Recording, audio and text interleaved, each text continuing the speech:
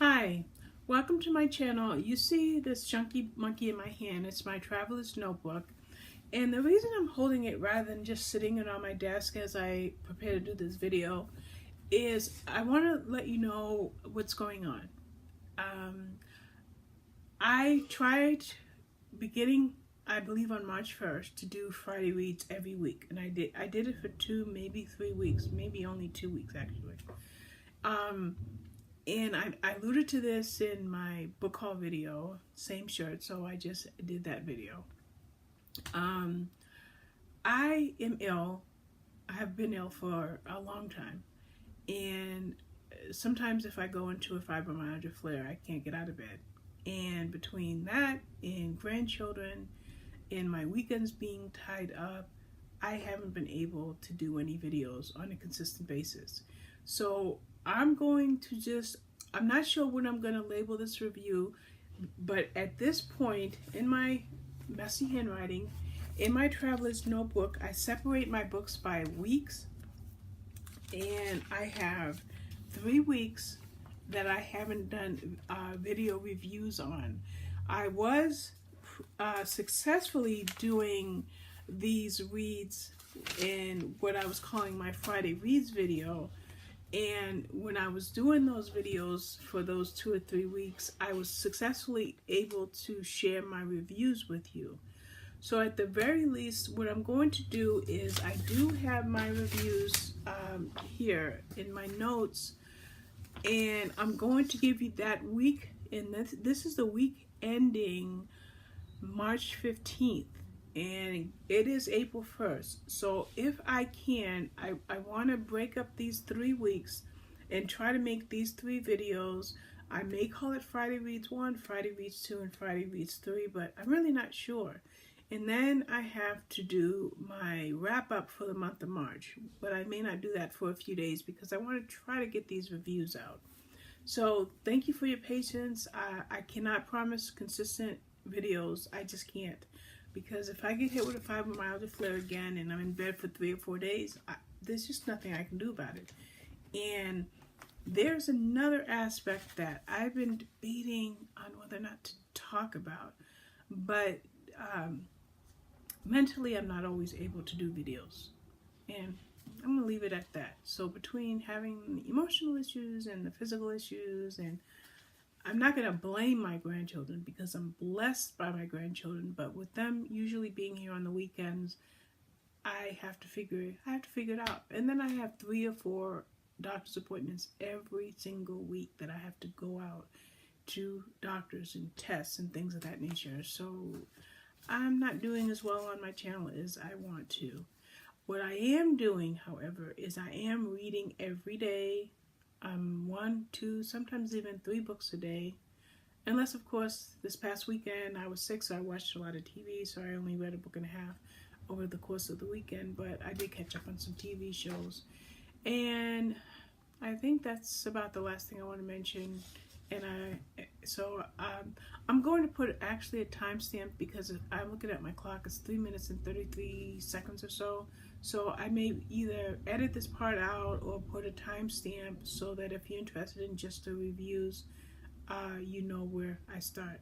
And I'm going to start now at 3 minutes and 50 seconds, and that's with The Little Guest House of New Beginnings. Now, I do have to refer to my written reviews. Once I start looking at a review, I'm definitely going to remember what they're all about because I love the books that I read in most cases. Now, the first one I want to talk about is The Little Guest House of New Beginnings by Donna Ashcroft. This book was released on March 26th, but it put on Goodreads.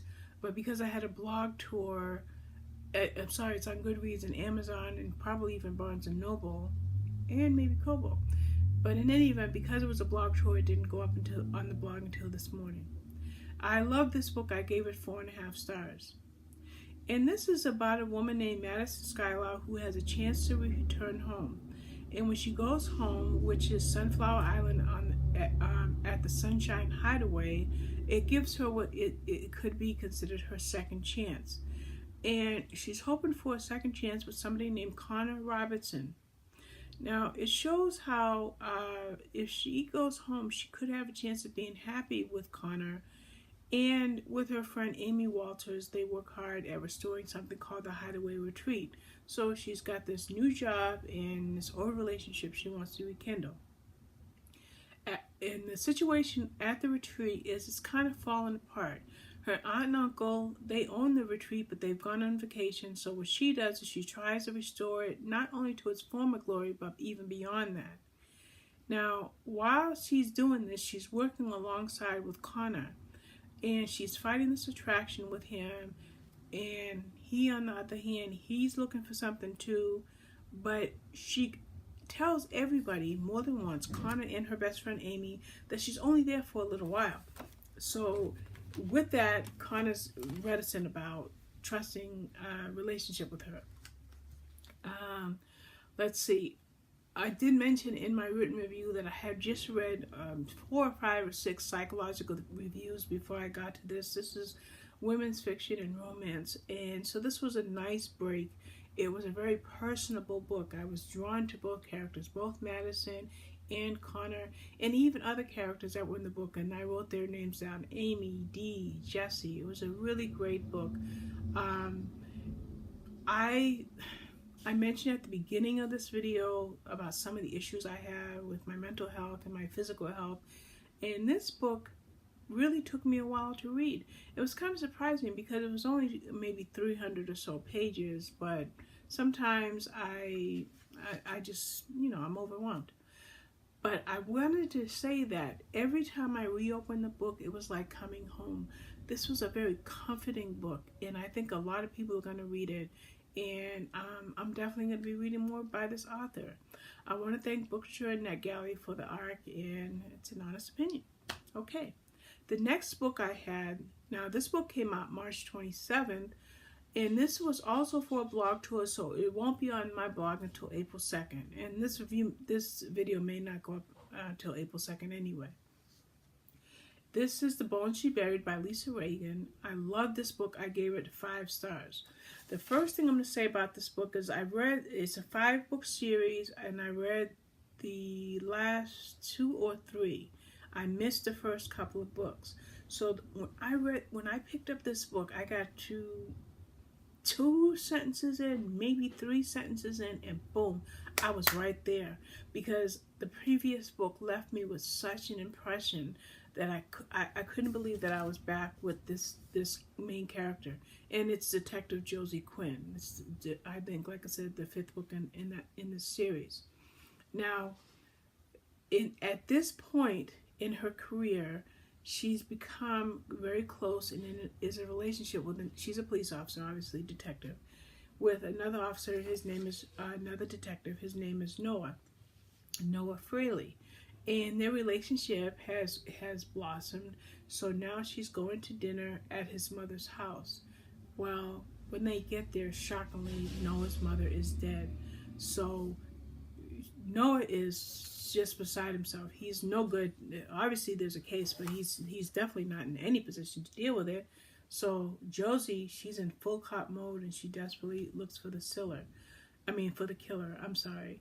So she finds something in the home, in Colette, the mother's home, and it's a file, and it's labeled Drew Platt.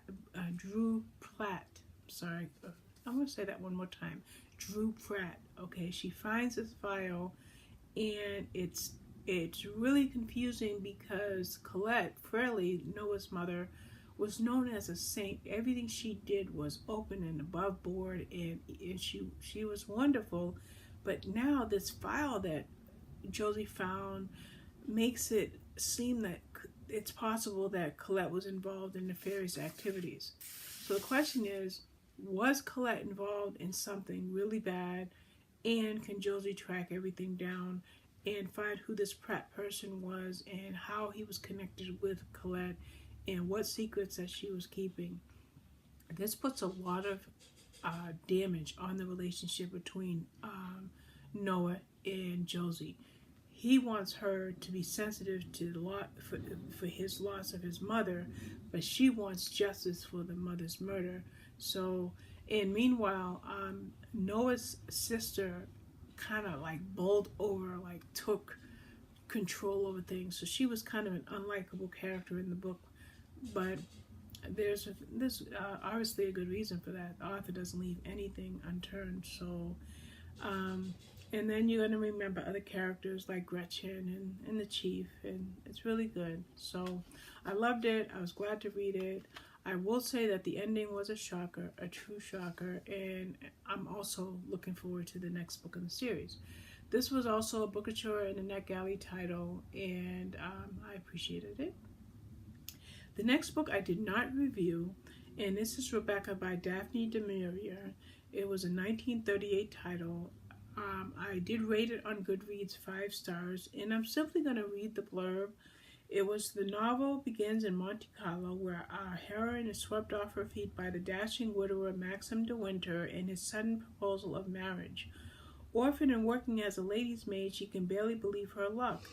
It is only when they arrive at his massive county estate that she realizes how large his shadow, his late wife, will cast over their lives, presenting her with a lingering evil that threatens to destroy their marriage from beyond the grave. Now, I read this as part of a group read on Twitter with about 7 or 8 other people. We read it during the month of March, and I really loved it. I declined to do a review because my notes were just wickedly extensive. And the thing is, I don't keep notes when I read books. I pretty much go by memory. But because this was a group read, I decided to take notes on it, and I wrote so many notes that I can't review it, at least not right now. I'm just not in the mood. Then the next book I read is The Woman in the Dark by Vanessa Savage. This was a good book. It came out on March 12th, and I gave this one 4 stars. And this is about Patrick Walker, who will not take no for an answer when he begs and pleads with his wife to move back into his childhood home. Well, why doesn't his wife Sarah want to move back into that childhood home? Well, because it's been dubbed the murder house. Yes, a family was brutally murdered in that house years before, and the neighbors, the press, everybody calls it the murder house, and Sarah does not want to move there. It was a 15-year gap from the time that the brutal murders occurred, but Patrick gets his way and they move into this house. Now, before he gave Sarah this idea about moving into this house, they were fairly happy. They were doing well as a couple and as a family. They have 2 teenage children. But when Sarah's mother died, Sarah went into a deep depression and had a breakdown, and she never quite came out of it. Well, at some point, she overdosed on sleeping pills, and when this happened, it was the perfect time for Patrick to pressure her into moving into the house, because it's like, we can really make a new start. We can begin all over herself. We can begin all over again. And meanwhile, 2 things happened. One is she insists that she was not trying to kill herself. Yes, she was depressed. Yes, she was overwhelmed, but she did not attempt suicide. She strongly goes on to that. And then when they get to this house, it's a lot of things begin to happen. Terrible things begin to happen. I'm going to basically skip a paragraph in my review to tell you now at this point that it was a real doozy. All these weird things happening. There's nightmares. The prisoner, the man that killed the other family, he's paroled. And so everything is on pins and needles for everybody involved. There's a lot of twists, and things began to unravel, and things were not as they seem in this book. Let me tell you. I'm also going to tell you that as the book progressed, I really, really began to dislike Patrick. And even with that, I couldn't put the book down. And I really think that when you see the conclusion, the shocking conclusion, you'll see, well, why it was worthwhile to have read this book. And when there's more by this author, I will definitely be reading it. I want to thank Grand Central Publishing for that print arc. I'm glad that I read it. It was a really good read. Then there's Deadly Silence by Rebecca Sinetti. I'm looking around. I thought I had the print book because I do have Twisted Truths by Rebecca Zanetti, so I thought I might have had that.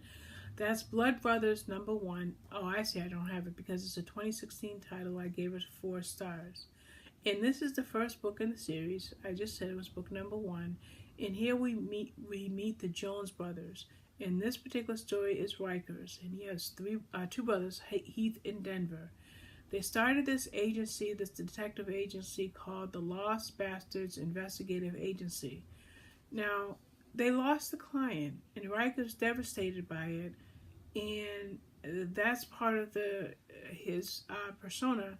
And then also, they had a tragic past when their mother, I'm not going to tell you what their past was, but Riker and his brothers did have a tragic past. Meanwhile, Riker's having an affair with a woman named Sarah Remington, and she's a paralegal, and it's a no-strings affair, and he's kept a lot of secrets from her. As a matter of fact, she doesn't even know where he lives. But things change out because something happens to Zara, so Riker uses his brothers and his agency to find out some things about Zara, and now he realizes that he has to trust her at a certain point. So it's a romantic suspense, but it's not a simple romance because Riker's past, present, and future, they converge on every twist in the story. Riker's a dangerous man. He's not just your average Joe. But when it comes to Zara, I keep wanting to say Sarah, but when it comes to Zara, he'll protect her at every chance that he gets. And then I don't know if I've done it, and yes, I'm just flipping ahead. I did read all 3 books, but I was flipping ahead to see if I did it within this week that I'm covering. And that's that. I'm going to just tell you it's a sizzling romance, great suspense, and a lot of action. Another thing I want to mention about this is that Rebecca Zanetti had a series called The Sin Brothers. I believe there was 4 books in that series. They make an appearance in this series, but I haven't read that. Then I read a couple of books, and I know the review's going on long. I just want to see if I read them all in the same week. I'm just going to go to the last page. Okay, no. Okay. The series is Cat Holloway Mysteries #1, 2, and 3. And I was looking ahead to see if I read all 3 in the same week. But I did read them in succession, but I think it split up on a Friday or something along that line. This came out in 2018. I gave it 4 stars. Now, this is about a young cook named Cat Holloway, and she takes a job at the Mayfair Mansion. And when she takes this job, she goes above stairs because she's trying to protect another person in the household. Well, that same person, who was her assistant cook, gets killed. And now Cat finds herself embroiled in this mystery. She's determined to find out what happened to the young woman, and when she does this, she requests the aid of someone that's a friend of hers named Daniel McAdam. Not a close friend, but someone she's acquainted with. And he's not a close friend because he's a mystery to her, and he's currently working as a mystery man. She thinks that this is just a role to Daniel and that there's much more that meets the eye about him, but they begin working together. By the way, it's a delightful Victorian-era mystery. It has romantic elements. It's definitely a slow burn of a romance. I really love it. It's a debut novel, and it's the first of the series, which, as I mentioned, I have read all 3. All right. Oh, and I did make another note that there's an air of mystery surrounding Daniel that takes place over the course of the books. Now, I just talked about the first book in the Blood Brothers series by Rebecca Zanetti, and the next one that I read is Lethal Lies, and this was 2017, and I gave this one 4 stars. Now, this one here is Heath's story. We already had Riker's story, and the Jones brothers, by the way, and the woman here in this story is Anya Best. Now, she's beside herself because a serial killer murdered her sister, who was an FBI agent, and Heath is going to try to help Anya to try to find out who killed her sister. Now, we learned earlier in this video that Riker was a dangerous man with a past. Well, Heath also is a dangerous man with a past, and now things are coming to a head for him. And now that he's been exposed, then he must contend with not only keeping himself safe, but of course keeping Anya safe and his brothers. In the first book of the series, which I did not mention in my previous review, is we learned about someone named Isabel Madison and Sheriff Elton Cobb. Now, they have an extended role in this book, and they're pivotal to the brothers' past, and they're front and center when it comes to the danger that they're facing now. The book starts off with a bang because the last story, the first story left us hanging, so this one jumps up, boom, with a bang. I found it to be thrilling. There's passion, suspense, and danger in spades. The brothers are relentless, and they're very good in searching for the killer, and it was a really good read. All right, I'm going to reach for the third book in this series because I am going to talk about it in a moment. Okay. Before I talk about the third book in the series, because I am doing this review in order of how I actually read, and that is the next book in the Cat Holloway mysteries, and this is number 2 in A Scandal Above Stairs. And this is by Jennifer Ashley, and it came out in 2018, and I gave it 4 stars. So we already learned about Cat Holloway and her friend Daniel McAdam, and how she was able to solve the mystery of the murder of her assistant cook.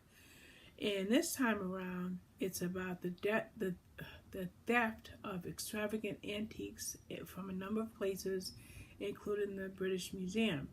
So her friend Daniel, who was a delivery driver in the first story, is now working in a pawn shop. So Kat enlists his aid in order to retrieve the stolen artwork. At this point, Daniel and Kat have become very close friends. They have some romance between them, but as mentioned, it's a slow burn.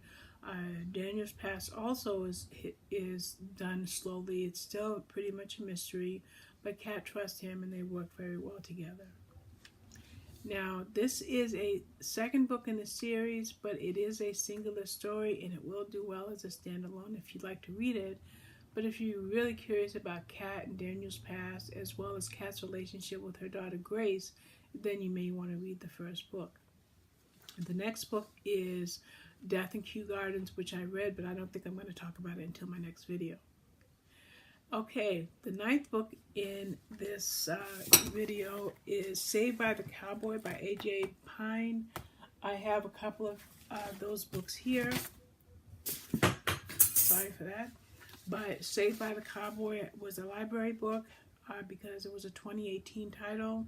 I gave it 4.5 stars, and I'll talk about those other 2 books that I showed in a future video. In this story, we see how Olivia Bell has gone to a wedding, and she was actually proposed to, but to her it was more like a business proposition, so she wasn't interested. But what she is interested is in romance, so she actually goes to her grandparents' hometown to look for their lost love letters of 50 years ago, because if she thinks if she finds these letters and reads them, it will teach her to find a love of her own, so that maybe the next marriage proposal she get won't be one of a business sort. Well, she runs into Sheriff Cash Hawkins because she's actually speeding in his town. So when he pulls her over, right away the sparks fly, but it turns out that he he starts helping her search for these letters. It's an adorable story. It has some humor at the outset, but it's also a very sensitive love story. I really enjoyed it, and I actually read the whole series before I even wrote this review. Now, Saved by the Cowboy is only a novella in the Crossroads Ranch series, but it can be read as a standalone. And I'll tell you about the other books when I can. And by the way, they are Second Chance Cowboy, Tough Luck Cowboy, and Hard Loving Cowboy. And I was just looking to see if I have them all. Okay, Twisted Truths. Let me grab that. This is by Rebecca Zanetti. I've already talked about the Jones brothers, Heath and Riker. This is the third and final book in the series. And at this point, the brothers are still searching for Isabel Madison and Sheriff Elton Jones. They're trying to find them before they're found, because if they're found, all will be lost. Now, if you've read Deadly Silence and Lethal Lies, then you'll know why they have to find these two people. Now, these brothers, Denver, Riker, and Heath, had tragic pasts. In this book, it's Denver's story, and he recounts his childhood and how he became embroiled with that evil doctor, Isabel Madison, and why his life isn't his own even as an adult. Now, I'm going to show you something real quick. This is my written review. I had a lot to say about this book. No, I'm not going to sit here and read this whole review right now. I'll just say that Denver, in the first book in particular, he talked about, excuse me, shut this off. Sorry about that. In the first book in the series, Denver was really sad about losing a woman named Nani. He didn't lose her in as much as he abandoned her, and he had very good reason. It was touched on briefly in the second book, but it's fully explored in this book. And as a matter of fact, it's explored to the point where she found him and they come back together. I'm just using my head. I'm not using these written notes pretty much. This is the third and final book in the Blood Brothers series. And for those who have read Rebecca Zanetti's Sin Brothers series, some of them are in this book as well.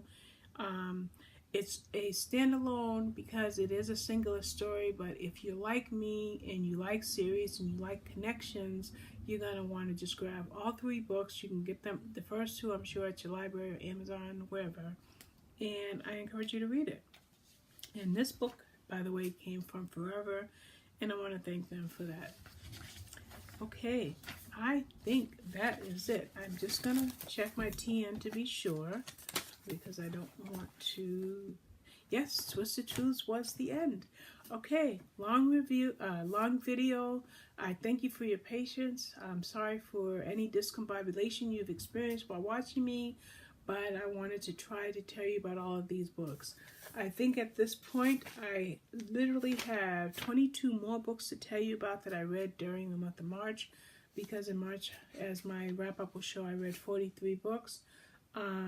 I'll try to do 2 more separate videos and clump them up in groups of 10 or 12 so that I can cover everything. All right, thank you for your time. Bye-bye.